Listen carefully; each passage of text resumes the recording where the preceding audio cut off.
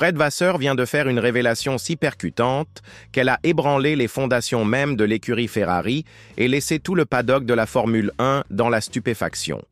À première vue, il ne s'agissait que d'un échange radio tendu entre Lewis Hamilton et son ingénieur Riccardo Adami lors du Grand Prix de Monaco. Un moment en apparence banal dans le contexte émotionnel et imprévisible de la course automobile de haut niveau. Mais selon les dernières déclarations de Vasseur, ce moment allait bien au-delà de la simple frustration. C'était un véritable signal d'alarme, le signe d'une fracture plus profonde qui pourrait compromettre la relation déjà fragile entre Hamilton et la Scuderia. Et une question inévitable se pose. Ferrari est-elle vraiment capable de fournir au septuple champion du monde les outils et la confiance nécessaires pour lutter régulièrement en tête? Tout a commencé par une erreur de communication lors des qualifications. Hamilton, en tour lent, a été informé que Max Verstappen avait ralenti, alors qu'en réalité, le pilote Red Bull était en tour rapide. La conséquence fut désastreuse. La tentative de Verstappen fut gâchée. Hamilton, convoqué par les commissaires, est pénalisé de 3 places sur la grille. Le plus grave dans tout cela, c'est que cette sanction est née d'une seule instruction erronée de son ingénieur. À Monaco, où la position de départ est cruciale et où les dépassements sont quasiment impossibles, cette erreur a eu un impact monumental. Hamilton aurait dû partir en 4e position, sur la 2e ligne, avec de réelles chances d'attaque. Au lieu de cela, il s'est élancé depuis la 7e place, englué dans le trafic du peloton, sans marge de manœuvre. Dès le départ du Grand Prix, les dégâts étaient déjà faits. Malgré tous ses efforts, Hamilton a passé la majeure partie de la course derrière des voitures plus lentes, incapables de montrer le rythme prometteur qu'il avait affiché en essai. Il a franchi la ligne d'arrivée à la 5e place, un résultat respectable sur le papier, mais qui cachait une frustration bien plus profonde. Puis sont venus les échanges radio. Des phrases courtes, des réponses vagues, une communication décousue. Dans les derniers tours, le pilote britannique a demandé des informations claires sur la situation des leaders. Ce qu'il a reçu, ce sont des réponses évasives. Lorsqu'il a insisté, il a répliqué sèchement « Tu ne réponds pas à ma question ». Une déclaration chargée de frustration, révélant un malaise bien plus profond. Une déconnexion croissante entre le pilote et son équipe de soutien. Mais la révélation la plus étonnante est arrivée après la course. Fred Vasseur a expliqué que Riccardo Adami n'était pas autorisé à parler à Hamilton à ce moment précis. Et la raison n'était pas technique, mais liée à une directive interne de Ferrari qui régit strictement les moments de communication entre ingénieurs et pilotes. Vasseur a présenté cela comme une procédure normale. Mais, ce faisant, il a mis en lumière un problème systémique, une structure si rigide et bureaucratique qu'elle finit par nuire à son propre fonctionnement. Et cela sur un circuit comme Monaco, où les mises à jour en temps réel peuvent faire la différence entre un podium et l'oubli.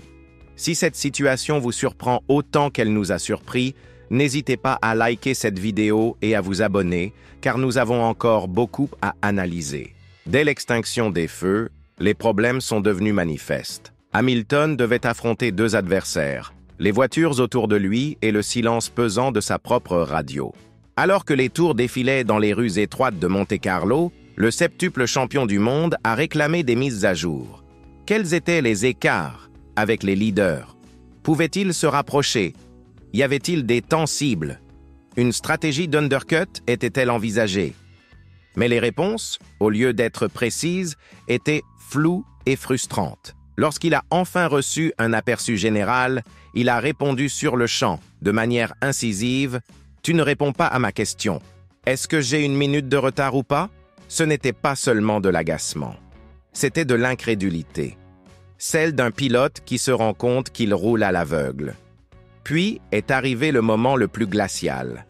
Après 78 tours et une 5e place finale, Hamilton a remercié son équipe, puis s'est interrompu pour poser une question. « Es-tu fâché contre moi? Y a-t-il un problème ?» La réponse fut un silence total.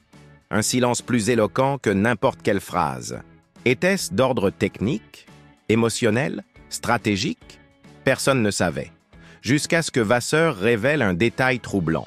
Chez Ferrari, une règle interne stipule que les ingénieurs ne peuvent parler aux pilotes que sur les lignes droites, une mesure destinée à réduire les distractions. Sur le papier, cela peut sembler logique, mais à Monaco, où les lignes droites sont quasiment inexistantes, cette règle devient un handicap. Sur un tracé où chaque seconde et chaque virage exigent des décisions rapides, s'en remettre à un protocole devient contre-productif. Hamilton avait besoin d'orientation à ce moment-là, mais Adami a préféré suivre le règlement. Cet épisode est devenu le symbole d'une rigidité structurelle qui privilégie les règles au détriment de la réactivité. Et rappelons-le, Hamilton n'est pas un débutant. C'est l'un des plus grands pilotes de l'histoire. Mais il est encore en phase d'adaptation chez Ferrari. Il doit apprendre à connaître la voiture, comprendre les dynamiques internes, s'adapter aux nouvelles stratégies, surtout dans un contexte particulier comme celui des 2 arrêts obligatoires à Monaco. Mais quand la radio se tait, les opportunités s'évanouissent. Imaginez maintenant le scénario inverse. Hamilton part en 4e position, comme il aurait dû. En piste claire, libre d'attaquer, avec la possibilité d'un undercut et d'une stratégie agressive. Au lieu de cela, il se retrouve coincé dans le trafic, usant ses pneus en attendant des instructions qui n'arrivent pas ou trop tard.